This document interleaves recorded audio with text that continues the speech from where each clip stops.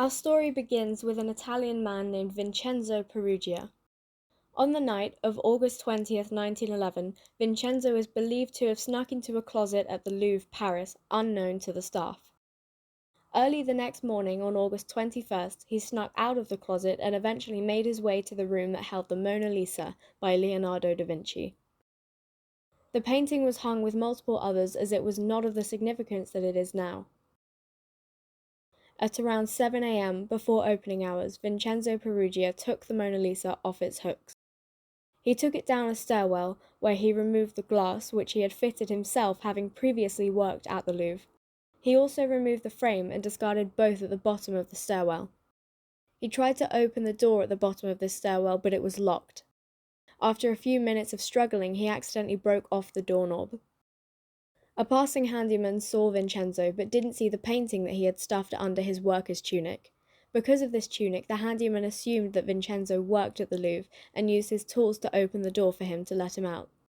Once out of the Louvre, Vincenzo wrapped the painting in his tunic and got on a train home. A few days later, a French painter, Louis Barraud, came to the Louvre to paint pictures of the galleries. He noticed that on the wall in one of the rooms there were hooks but no painting. At this time, the Louvre happened to have some paintings being taken on and off display for restoration. Louis was aware of this and so asked a nearby worker if that painting was taken out for work. The worker went to check. Only then was it realised that the Mona Lisa was missing. The police were informed of the missing painting and began searching for it. Word quickly spread of the missing Lisa and her face became widely known. Before the theft, the Mona Lisa was not a hugely famous painting. Da Vinci never signed or dated the painting, so we can assume that he never officially finished it. He took it with him everywhere he went and was always touching it up. The painting was eventually sold to King Francis I, where it remained in the French royal collection for over 200 years, until Napoleon ordered for it to be put in his bedroom in 1799. In 1804, it went on public display in the Louvre.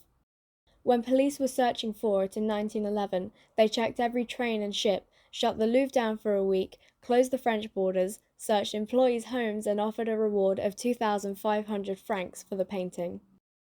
The empty space in the Louvre became very famous. The police compiled a list of suspects.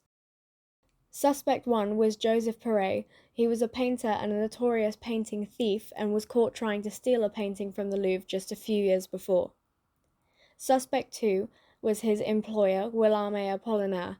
He publicly stated that he believed that the Louvre should burn down and was not a fan of the older paintings on display. Suspect 3 was Pablo Picasso. He had unknowingly bought stolen paintings from Joseph in the past. The fourth suspect was J.P. Morgan, an American banker who collected Renaissance paintings, though he was ruled out because he was in Italy at the time that the painting was stolen. Picasso and Apollinaire's houses were searched, but nothing was found. After about a 2.5-year search, the police were still scratching their heads as to where the painting could have gone. Little did they know, it never left Paris. Vincenzo Perugia was an Italian nationalist and wanted to return paintings to Italy that were stolen by the French.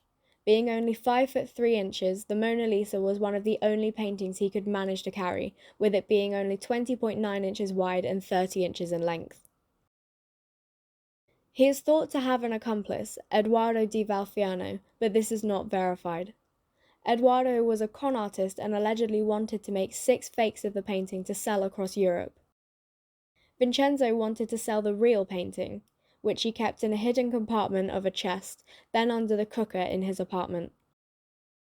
He kept a little postcard with the Mona Lisa on it on his chest of drawers as a nod to his theft.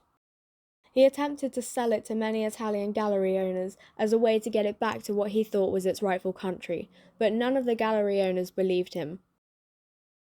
Until Alfredo Geri and Giovanni Poggi. They were suspicious of Vincenzo as they had heard about the missing painting. They met with Vincenzo to verify the authenticity of the painting. They realised that what they were looking at was the real Mona Lisa when they saw the Louvre stamp on the back of the canvas. They contacted the police, who promptly arrested Vincenzo. Italy hailed him as a hero for trying to return a stolen painting. But that's where they were wrong. The painting was not stolen from Italy.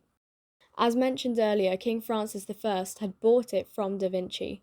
It was not stolen during the French invasion of Italy in 1494, because that was long before the painting was even close to being finished. Vincenzo claimed Italian patriotism in court, and told the judge that the Mona Lisa's smile had bewitched him. He was sentenced to 1 year in prison, but the sentence was reduced to 7 months when he was diagnosed with several mental issues. He ultimately died on October 8, 1925, on his 44th birthday of a heart attack. The Mona Lisa is now one of the most famous paintings in the world, if not the most famous, thanks to Vincenzo Peruggia and his frankly comical theft that put Italian nationalism to the test. Thank you for watching. If you would like to join my Discord group chat or follow my Instagram or Twitter, the links will be down below. And also comment what you would like to see next.